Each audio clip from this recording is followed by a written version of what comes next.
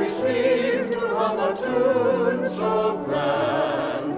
Beautiful Ohio, thy wonders are in view, land where my dreams all come true. Let's go, Blackwell supporters! United States Governor, yesterday, Blackwell, Governor! Governor, Blackwell! So you still don't know who you're going to vote for in next Tuesday's election. Mr. Blackwell is the Republican candidate for governor. He's from Cincinnati and currently holds the position of Ohio's Secretary of State. My job over the next 6 days is to keep driving home the fact that there's a stark choice between me and Ted Strickland and what we offer for the future of the state of Ohio. Mr. Strickland is the Democratic candidate for governor. He is from Lucasville and currently represents the 6th Congressional District. We're going to call Ohioans to come together and work in common purpose for the common good of all of us. He has values. He is a strong leader. He stands up for families. He's going to create jobs. He is a Reagan conservative. He is the right man in the right place in the right time in Ohio's history. We know how to turn out our voters on election day, and on November the 7th, you will deliver for all of us again, and we will in fact usher in change.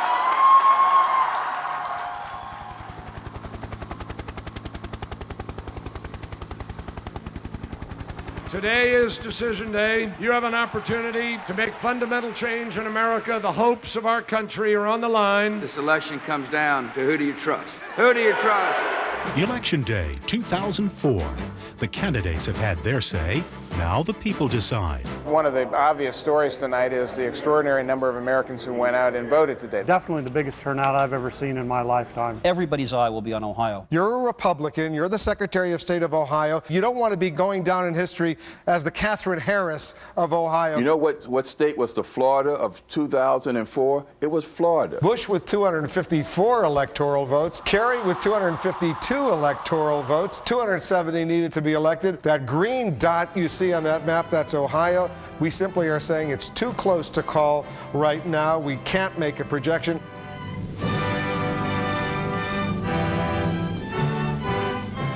Why does a presidential candidate need 270 electoral votes to win the presidency of the United States? Let's look more closely at the Electoral College system. The President of the United States is not chosen by direct popular vote. Rather, the President is chosen by electoral vote. What does this mean?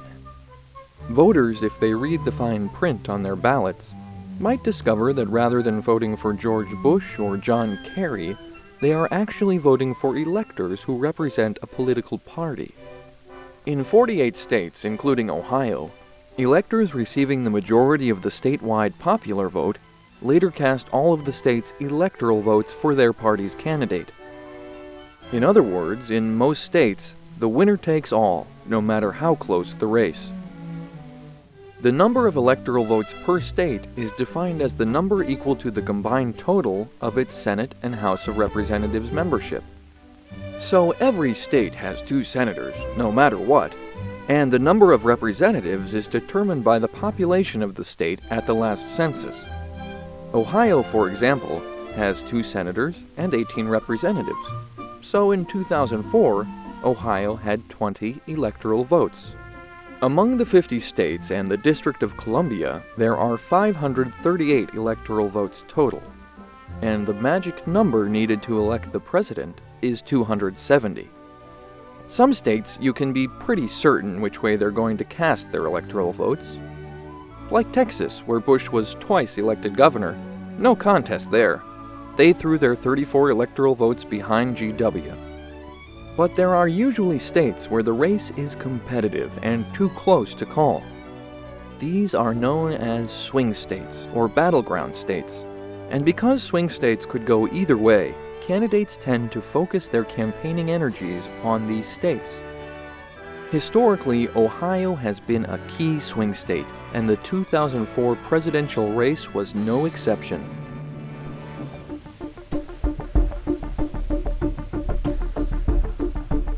This has been a good day for Ohio, a successful election. I'm in the business of managing and administering fair and efficient elections, and that's what we've done. Last night when I spoke to Ohio voters, we asked that they take control of the election, keep it out of the hands of judges and lawyers, and I think they've done just that. No rain ain't gonna stop nobody. That's it. Ain't gonna stop nobody. We're here together. We had a lot of black young people to come out. Wake up call. Okay, Adana. There you go. Okay. Mr. Flash. I think there was really a feeling in the community and probably in the whole city that this was something that had to be done. We had to get out and vote. People came and brought food and water to the folks that were waiting in line. They brought apples and sandwiches and snacks. It was a jovial atmosphere for the weather and everything. It just still took a long time to get in. Like I said, it took me 45 minutes, which was very unusual for that time of the morning. I had to wait 2 hours. 2 hours. 2.5 hours. 3 hours. 3 hours. 3.5 hour wait. 3.5 to almost 4 hours. 4 or 5 hours. It took people 10 to 13 hours to vote from there. I decided that the facts that maybe that they let me... After the 2004 presidential election, Ohio citizens gathered to share their Election Day experiences. These gatherings took the form of public hearings organized by a coalition of nonpartisan grassroots groups to report and document voting irregularities in Ohio. Witnesses testified under oath before a panel of community leaders, voting rights advocates, and representatives of the Democratic, Green, and Libertarian parties. In addition, the Democratic staff of the U.S. House Judiciary Committee held hearings about the Ohio election and issued a congressional report based on their findings. Many testimonies seen in this film are part of this grassroots effort to investigate what went wrong in Ohio.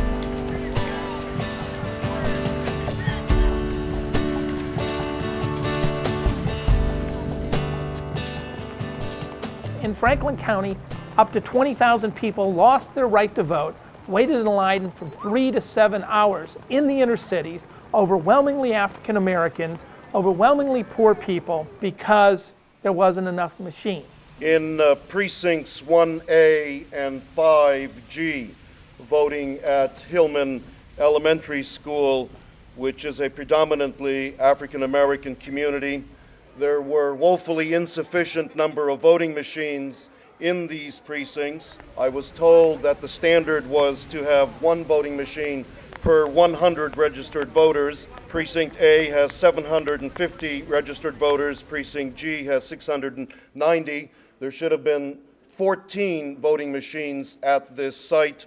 There were only 6, 3 per precinct.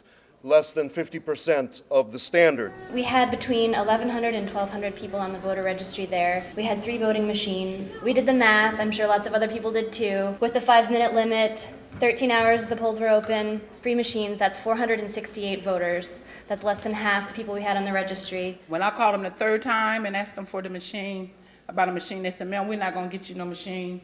We're not gonna get you any machine. And what we want you to do is do the best you can with what you got." They knew we had a record turnout this year. They did nothing to accommodate us. Nothing. That was probably the most frustrating aspect of the whole day. It was the number of people who were deterred just simply when they arrived and saw the length of the line and never even got into line. And that was just the one precinct that I was at. In my head at the time, I just was multiplying that across all the precincts that I know were experiencing the same sort of events and wondering, how many tens of thousands of people in Ohio didn't get a chance to even cast their vote. They showed a tremendous amount of determination, patience, and civility, having to stand in long lines, which were a sign of the robustness of the campaign and the vitality of democracy in Ohio.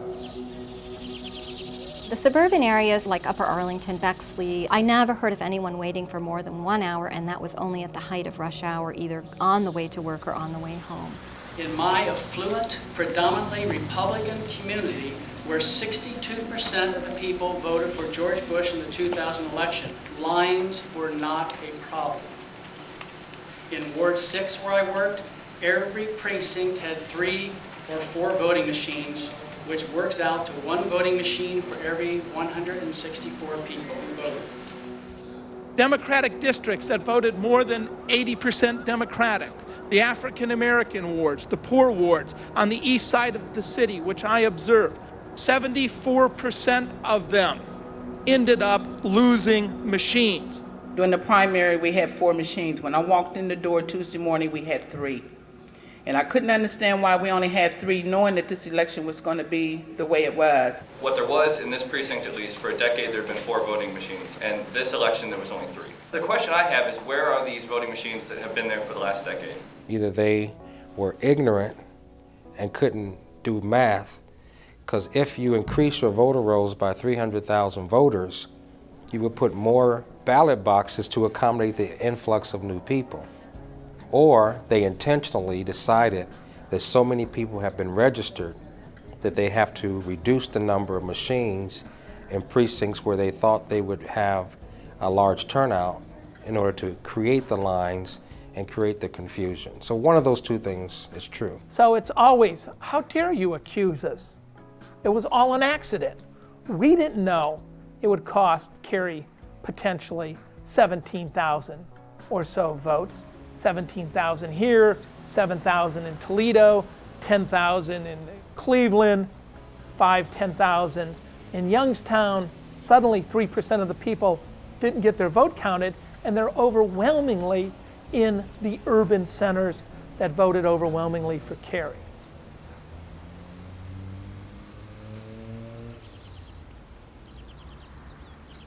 It is a privilege to have J. Kenneth Blackwell with us, and he comes to us today as a fellow believer in Jesus Christ. And he comes to us to share his testimony of his faith. I would like for you to stand with me and greet the Honorable J. Kenneth Blackwell as our guest speaker today. At a time when innocent life is being stamped out through abortion on demand, there is a chance for us to punch holes in that darkness. At a time when marriage as a union between one man and one woman is being challenged, it is an opportunity for us to take our lights and to punch holes in the darkness. At a time when liberal activist judges are trying to take the words "under God" from our pledge, we have an opportunity to stand up. And so the first obligation of government is to defend life and to secure its people. But if government is going off the track, we have a stewardship responsibility to take a stand whenever the foundation of this wonderful nation that God has given us is being threatened.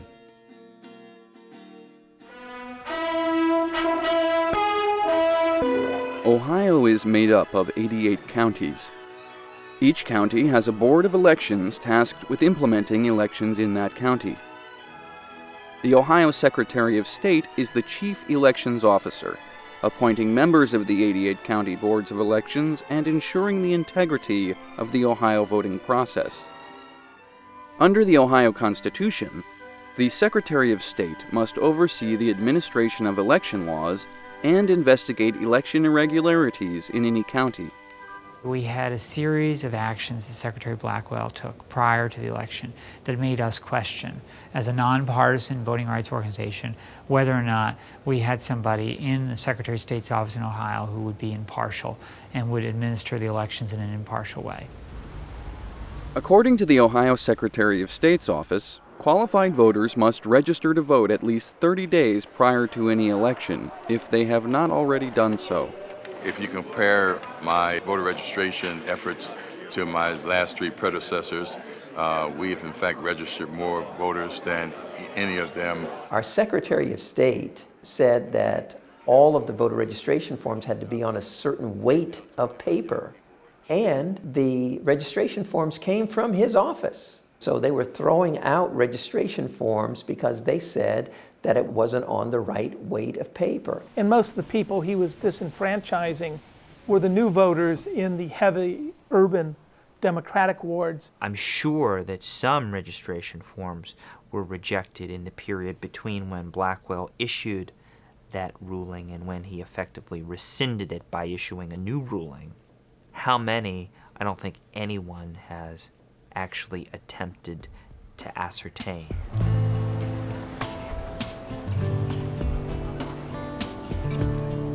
In 2004, any Ohio voter who was properly registered to vote but was away from his or her residence on Election Day had the right to request an absentee ballot, which could be received and returned by mail or in person at the local board of elections.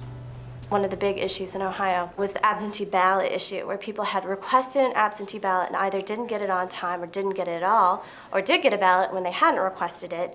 And there was a lack of uniform procedures across the state about how to deal with that. My personal experience is through my daughter. She requested but did not receive for many, many weeks an absentee ballot. And I kept checking here, asking the Franklin County Board of Elections, where is the ballot, where is the ballot, where is the ballot, by phone. And the only response I kept getting was, that's a risk you take when you fill out the form and request an absentee ballot. I received in the mail a rejection of my application for the absentee ballot, stating that I had filled in the wrong address, but it came to the right address. After 4 phone calls, I finally did receive an absentee ballot.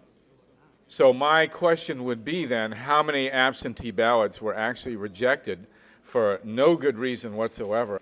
The Secretary of State, in his infinite wisdom, decided that those people who requested an absentee ballot and didn't get an absentee ballot from no fault of their own couldn't actually go to the polling place and cast a vote. Like, you were just out of luck if you had requested an absentee ballot. Now, I don't know if that was fraud in the sense that we assume that there's some sort of deliberation behind an activity, but that didn't make any sense at all. One of the things that happened in Ohio was that the absentee ballot application that went out from Cuyahoga County said, if you request an absentee ballot, you cannot vote in person at your precinct. But that's not true. You can request an absentee ballot and still go on election day say, I don't want to vote absentee, I want to vote in person. But they told people they couldn't. We've been doing elections for a long, long time. Ohio became a state in 1803. You'd think that after a couple hundred years of elections, we'd be able to get it right. You'd think.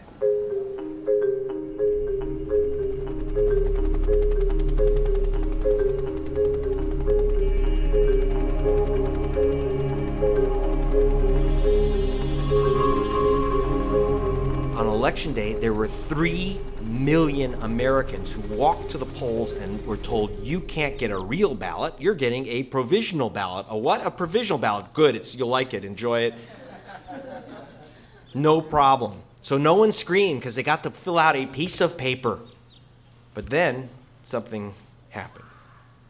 1,090,729 provisional ballots were never counted.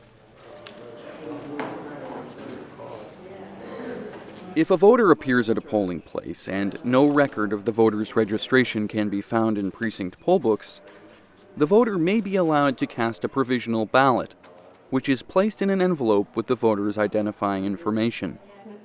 A provisional ballot is not counted until the eligibility of the voter has been verified by the local board of elections. How many provisional ballots do you estimate there are still out there that have yet to be counted? None of the provisional ballots are counted, and they won't be counted until the 11th day after the election, Wolf.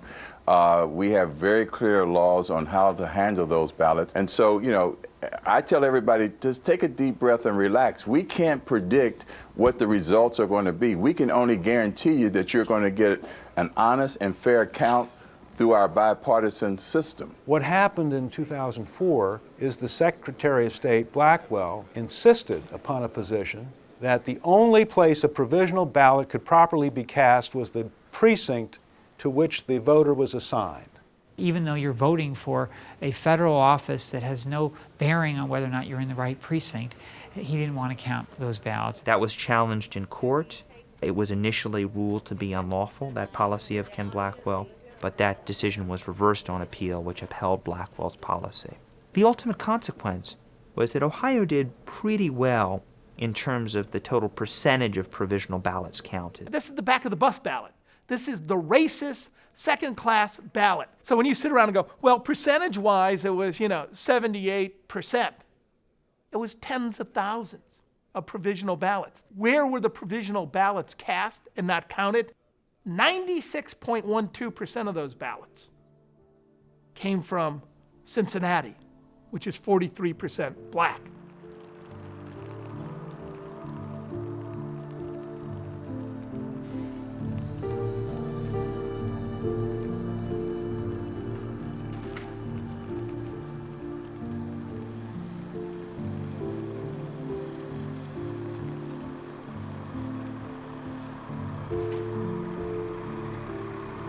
One of the things that continues to be an open question here is whether or not challengers will be allowed inside the polling stations. This is something that Republicans really want. The current standing right now is that they will not be allowed to go inside to polling places to seek out, as they see it, fraud, but they are appealing it, so it still could change.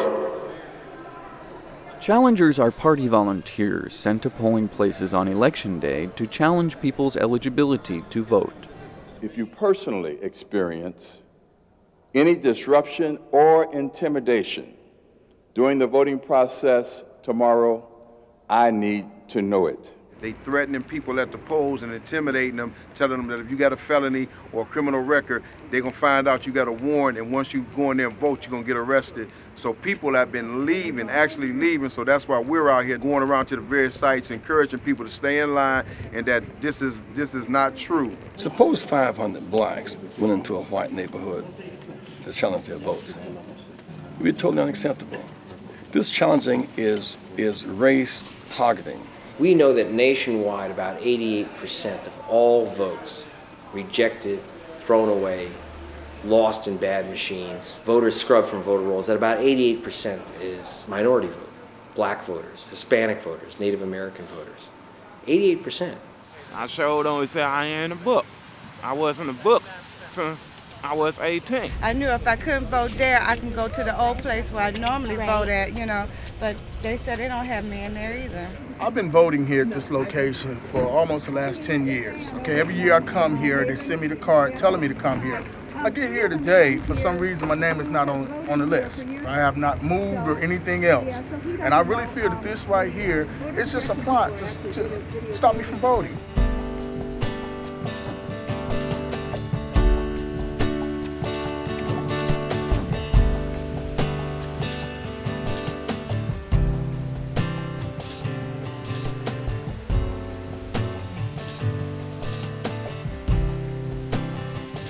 Part of Election Day, when I went to the Board of Elections in Franklin County and demanded more machines with my very nice jacket on, saying, Election Protection Attorney, and I demanded to see Matt Damschroeder, and I was told, Matt and Ken Blackwell are meeting with President Bush.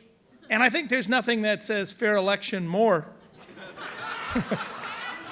than when the two objective umpires of the system are busy plotting strategy with the president who unexpectedly flew in.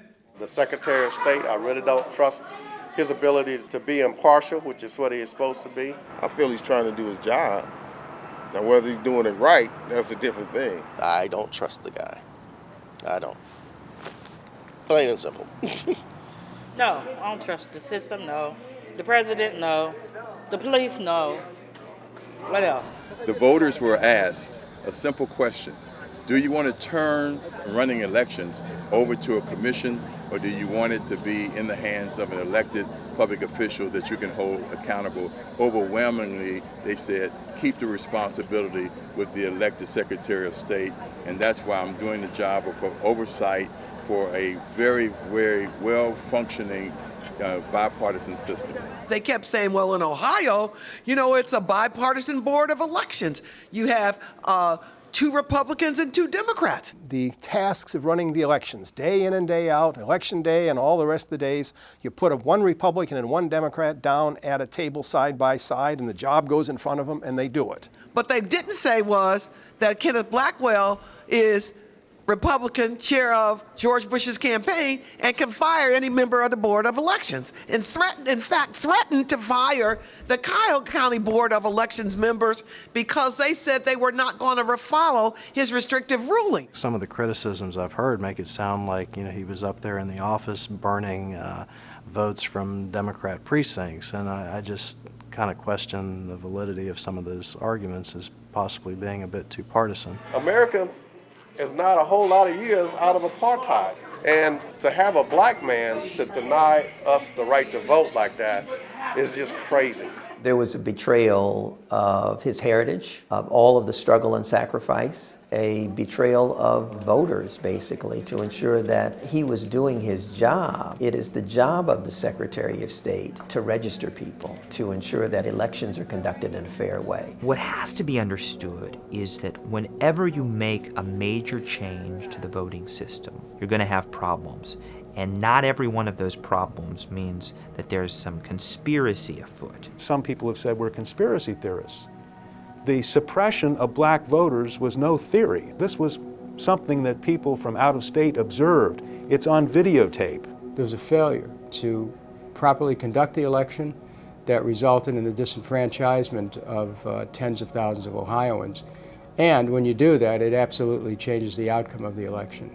In our democracy, your vote is your voice. And if you don't let your voice be heard, you're not just letting history pass you by. You are not fulfilling your obligation to be a voice for good in God's way.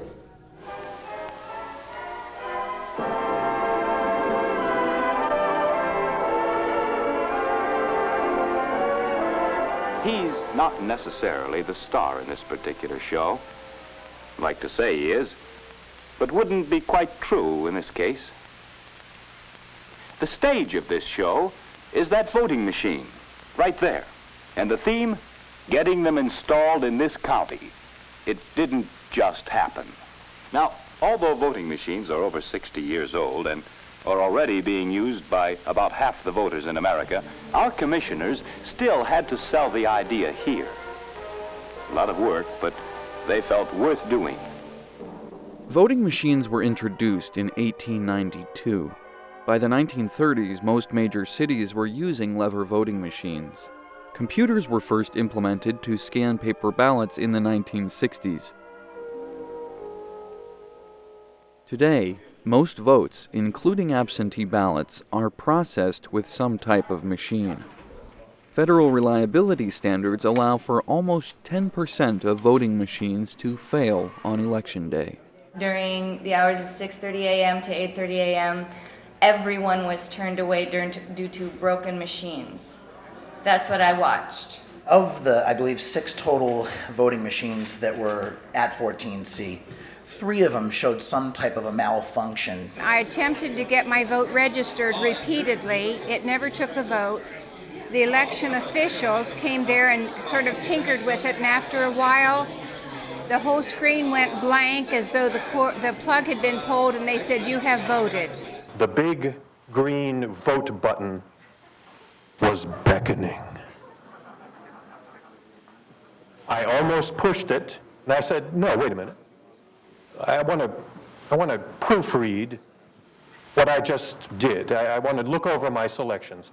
I looked up into the upper left-hand corner, and the area for President of the United States was now flashing again. My vote for John Kerry had been neutralized. It had been reset. I pushed John Kerry, and my vote immediately jumped up to George Bush. After I started screaming about them cheating again, the aide hurried up and came over and said, "Oh, that's been happening a lot. Just go on and push John Kerry again." And I'm saying, "You say that's been happening a lot and it hasn't been corrected?" "Yes, but we can't do anything about it." The flip voting is probably the most important piece of this puzzle. There's testimony from Clint Curtis. He testified at the hearing here in Columbus on December 13th, and basically talked about how you can design in your software a process that flips the vote. I've worked for NASA, ExxonMobil, Florida Department of Law Enforcement, Florida Fish and Wildlife. I became the golden-haired boy of Yang Enterprises, the super programmer guy. Very early on, when I was working there, we also had another guy working there. His name is Tom Feeney. He was a Republican. I've been a Republican. I was from Illinois. Feeney comes in, and he is incoming Speaker of the Florida House. At the same time, he is also the company's chief lobbyist and their corporate attorney, which sounds like a conflict of interest. And he wanted us to be able to prototype a machine that would run on touchscreens. Now, there weren't any touchscreens in Florida at the time. This was 2000. He wanted to make sure it didn't take any third-party implements. You didn't have to sit across the street. You didn't have to have a special card to hack it with. You didn't have to come in with a keyboard in the dark of night and flip votes. So he wanted this program which would flip votes, look like it didn't, and be undetectable.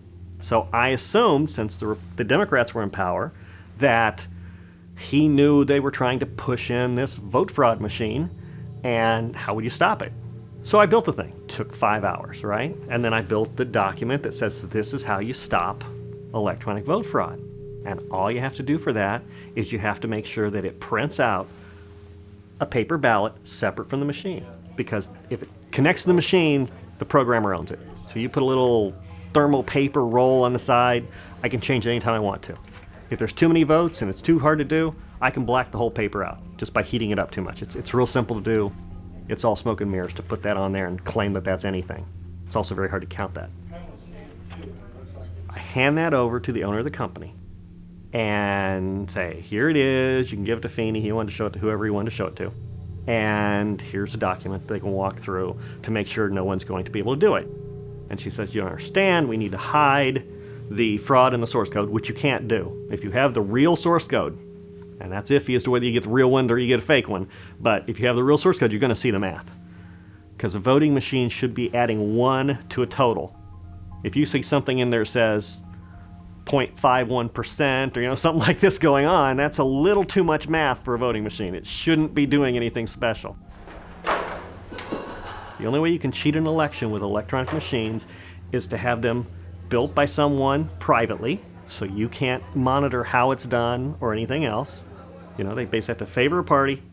Everything's proprietary, so you can't see it. No audit trail, so you can't check it, except for the internal one, which you just change whenever you want to anyway. That's silly. No external audit trail that actually gives you a physical record. And then no way to verify it. Just, we'll tell you who won. Who's going to let that go through? Nobody, right? Well, that's what we have. That is exactly what we have.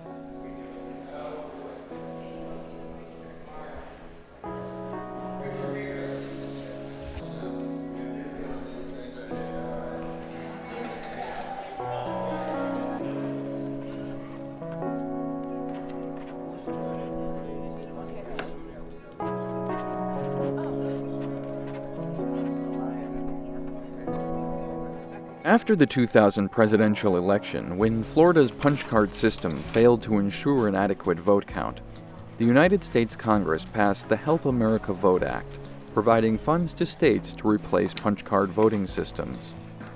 To comply with this federal mandate, Secretary of State Blackwell instructed all Ohio boards of elections to select an electronic voting system from one of 2 vendors, the SNS and Diebold.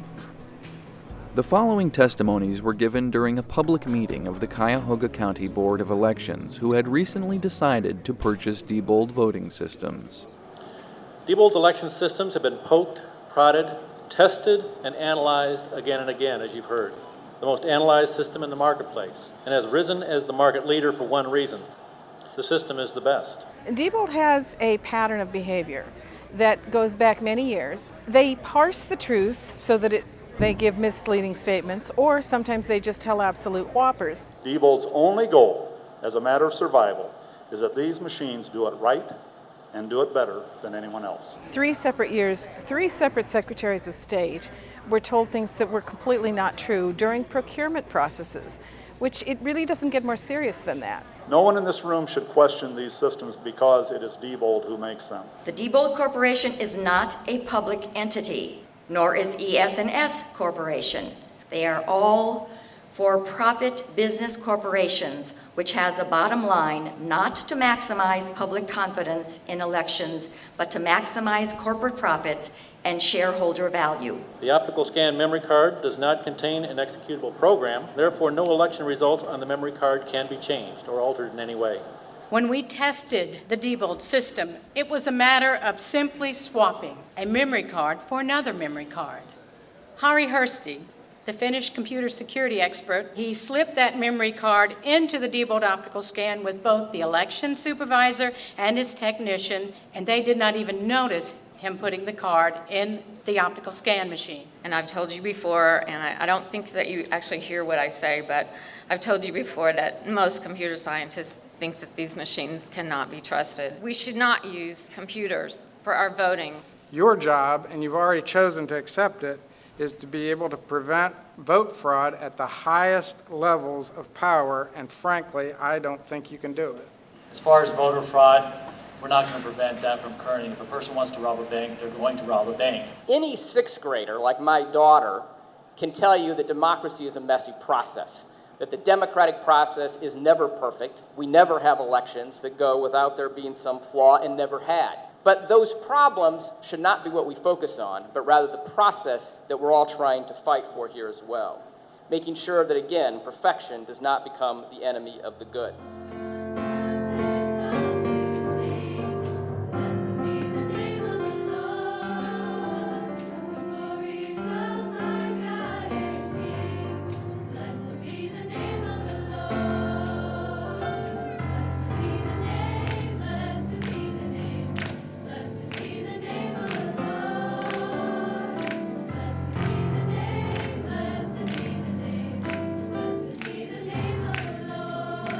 In 2004, October, George Bush behind by 9 to 11 points in all of the polls. The talking heads, the wise men and wise women, they wrote him off. They said Ohio's in the carry column, and if Ohio's in the carry column, the presidency goes to John Kerry. But what did President Bush do in the last weeks of October?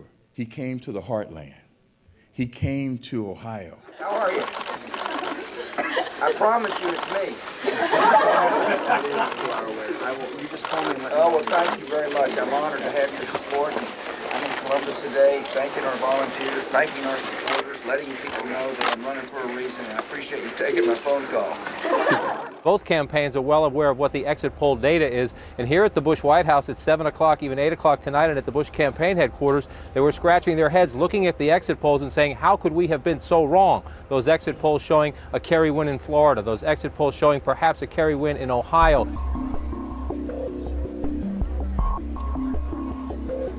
In the United States, news networks utilize exit polls for Election Day coverage, including the projection of election results. Exit polls are surveys which gather information about voter choices on Election Day. Exit polls provide precise statistical data about voter activity, with a defined margin of error indicating the accuracy of the survey.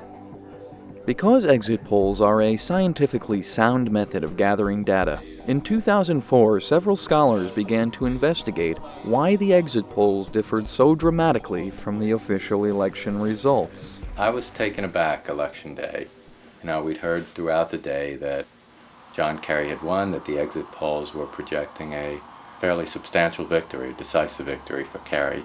And then election night, we saw something very different on the news reports. And honestly, I was very perplexed. Ohio, which a lot of the Republicans had given up to Kerry, is coming back to Bush. Tomorrow morning, we're going to put the exit polls, when we can make them public, against the actual results, and you will see that it doesn't. Are you putting any stock in the exit polling tonight? As the night goes by, less. I had a laptop on my lap, looking at the website, seeing the exit poll results, and everybody else in the room, there were like 12 people there. They were all watching TV, and I was looking through and seeing Kerry wins Minnesota big, Pennsylvania big, Florida's too close to call, commanding lead in Ohio. I just said to the group, well, looks like Kerry won the election. And they said, well, that's not what they're reporting on TV. And I'm looking up and I see something altogether different. In Ohio, President Bush has a lead of at least 140,000 votes. The Secretary of State's office has informed us that this margin is statistically insurmountable.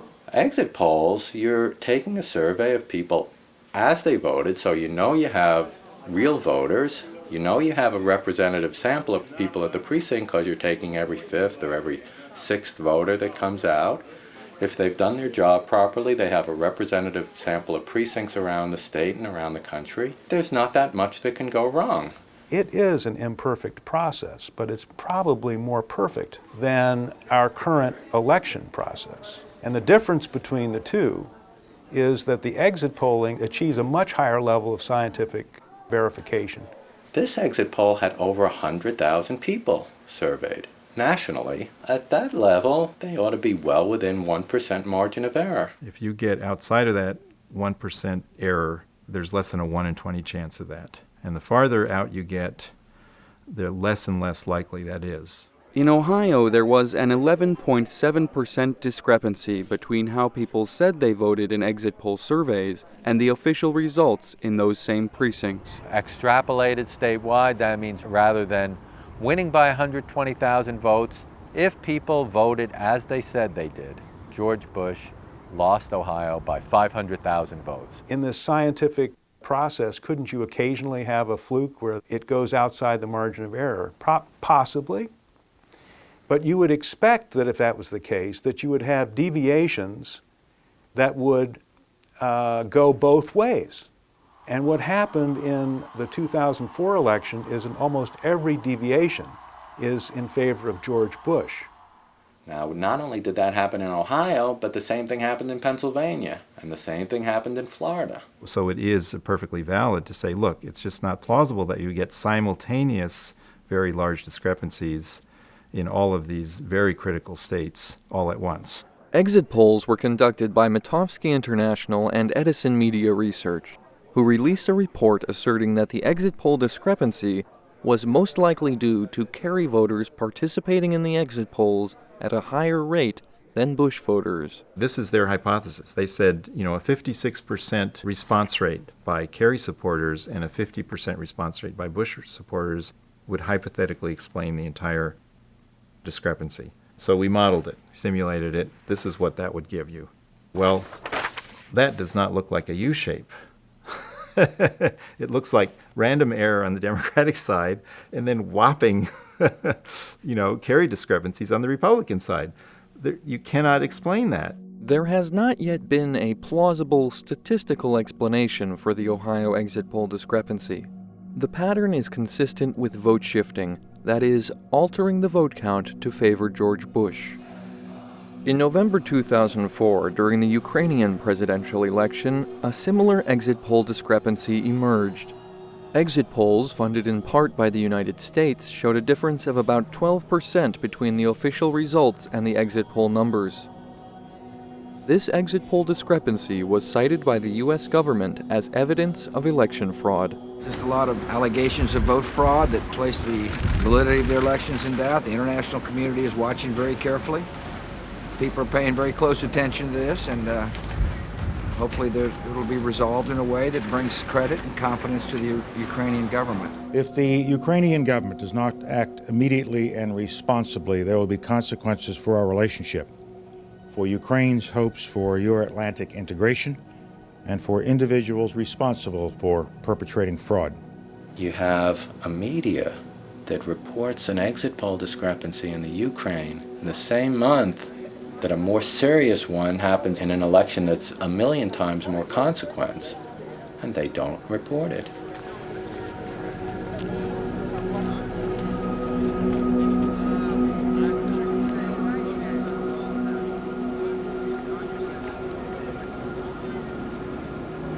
Would it be wise for the Kerry campaign to avoid conceding, given the provisional ballots that are still out there, if that spread continues along those lines?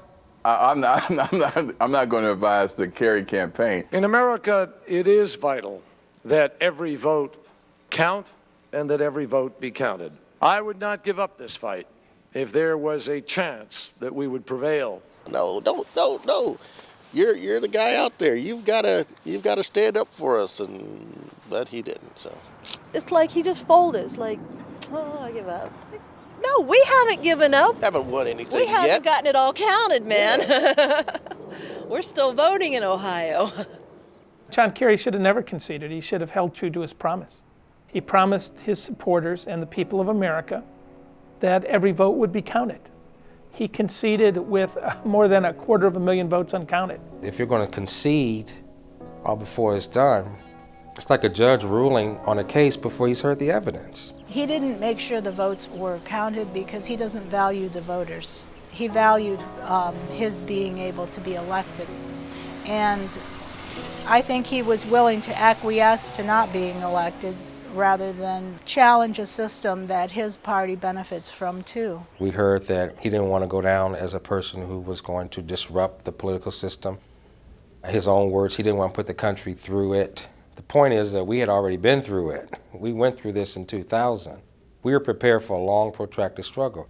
In fact, the Democratic Party itself had 10,000 lawyers that they had recruited over the course of 3 years for just that moment. So if you're a lawyer and you took time off your law firm, you flew into Ohio, and you're staying at a hotel, and you're not turning out the votes, that's not what you do as a lawyer. Your job is on November 3rd.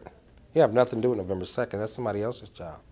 But to send 10,000 lawyers home when there were problems in New Mexico, Nevada, Ohio, Pennsylvania, Florida, and states we don't even know about, to send those guys all home on Wednesday morning when they came prepared to do battle,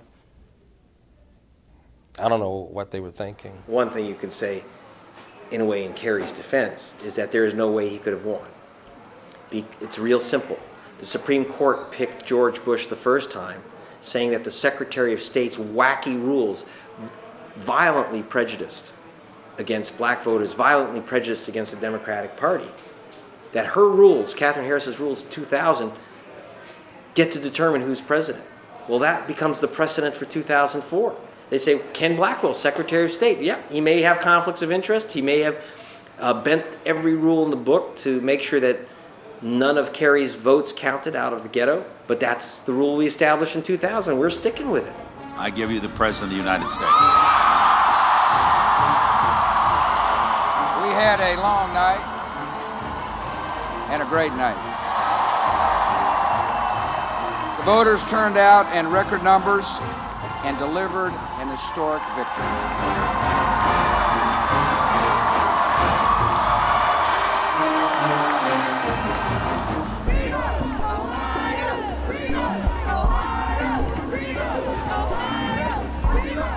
Although George Bush had proclaimed victory and John Kerry had conceded defeat, many Ohio citizens lacked confidence in the official election results.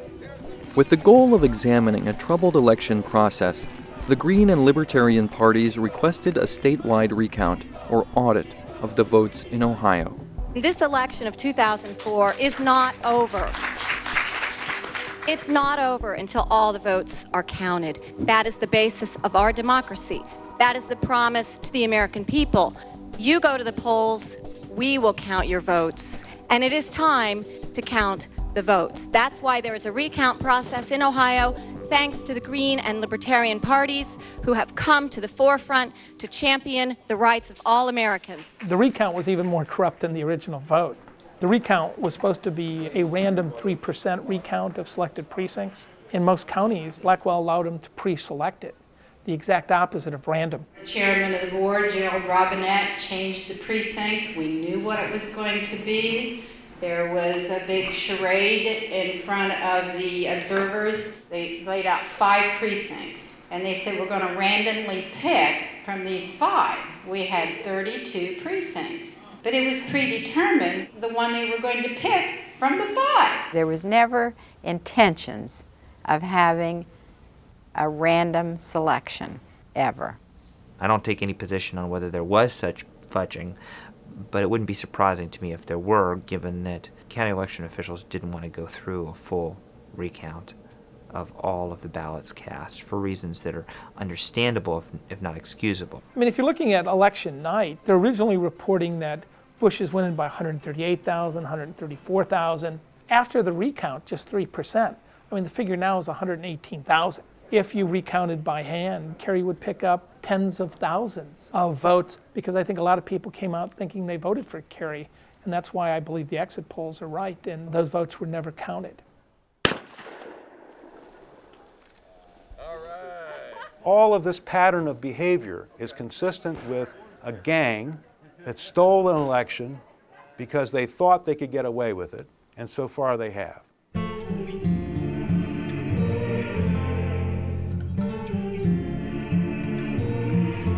Mr. Speaker, and ladies and gentlemen, I, Stephanie Tubbs Jones, a representative from the state of Ohio, and Senator Barbara Boxer, a senator from California, have objected to the counting of the electoral votes of the state of Ohio on the ground that they were not, under all the known circumstances, regularly given. I thank God that I have a senator for joining me in this objection, and I appreciate Senator Boxer's willingness to listen to the plight of hundreds and even thousands of Ohio voters that for a variety of reasons were denied the right to vote. No such voter disenfranchisement occurred in this election of 2004, and for that matter, the election of 2000. Everybody knows it, the voters know it, the candidates know it, the courts know it, and the evidence proves it. Mr. Kenneth Blackwell, I'm ashamed to say an African-American man, has failed even to follow Ohio's election procedures, let alone procedures that comply with federal law and constitutional requirements. The question then is not whether or not mistakes were made. Of course they were. The question is, did those mistakes affect the outcome of this election? The answer is no. No serious person, no objective observer could claim that they did today. Believe me, hundreds of thousands of Ohioans do have questions about the way that this election was handled in Ohio, in a state in which the winning margin was only 118,000 votes. Mr. Speaker, there's a wise saying we've used in Florida over the past 4 years that the other side would be wise to learn. Get over it. What happened in Florida in 2000 and in Ohio in 2004 tend to dramatize the fact that there's something wrong with our democracy. More and more of our citizens are growing uneasy. And I hear people on the other side saying we should forget about it. We should get over it. Gentleman's time has expired. When people died for the right to vote, when people suffer for the right to vote, the right of every vote to be counted must be upheld by this body. Because the two houses have not sustained the objection, the original certificate submitted by the state of Ohio will be counted as provided therein. Will you raise your right hand, Mr. President, and repeat after me? I, George Walker Bush. I, George Walker Bush. Do solemnly swear. Do solemnly swear. That I will faithfully execute. That I will faithfully execute. The office of President of the United States. The office of President of the United States. And will to the best of my ability. And will to the best of my ability. Preserve, protect, and defend. Preserve, protect, and defend. The Constitution of the United States. The Constitution of the United States. So help me God. So help me God. Congratulations.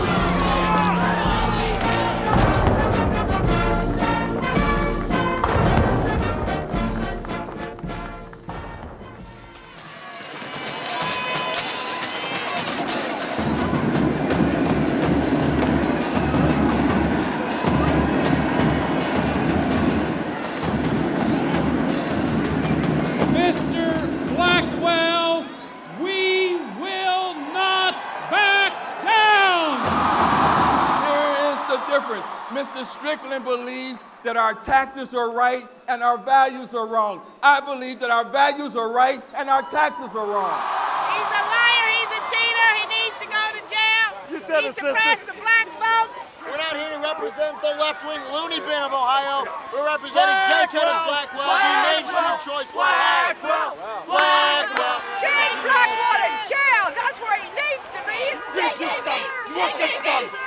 There's a lot at stake in tomorrow's election, and the spotlight will be on Ohio. In this final stretch, Democrats are polling away from Republicans, but all the candidates are running hard. You're going to hear Bill O'Reilly announce to the world that Ohio has turned blue!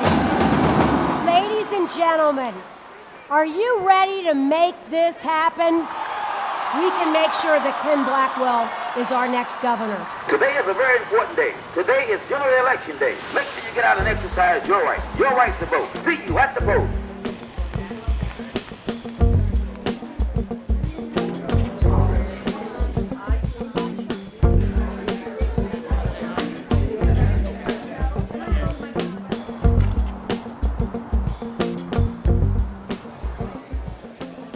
Ohio has seen a change at the top. Ted Strickland is now the new governor. It's been 16 years since a Democrat has sat in the top office at the State House here in Ohio. Ted Strickland won handily tonight, 61 to 36% over Ken Blackwell. Ohioans from all walks of life went to their polling places. They made the unmistakable choice for change. The real winners of the 2006 election is the voting rights movement. People were able to apply the lessons of the 2000 stolen election and the 2004 stolen election in Ohio. People were able to gather themselves, organize, and turn out to monitor the vote in Ohio and across the nation. No longer did we take for granted our right to have our votes cast and counted. That is the story of 2006. We seized the polls. We restored democracy. Ken Blackwell, the Republican Secretary of State here in the state of Ohio, is leaving public life, at least temporarily, after serving in the state in public office for more than a dozen years. We have, in fact, developed into one team that is irrepressible. If you think we're going to ride off into the sunset, forget it.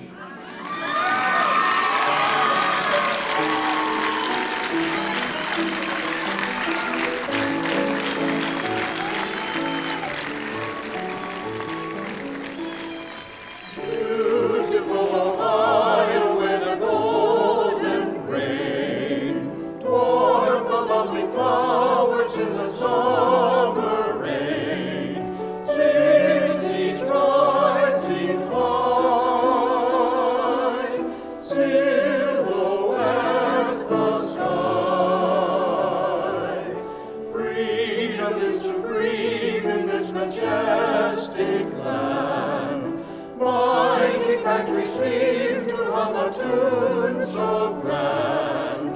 Beautiful Ohio, thy wonders are in view. Land where my dreams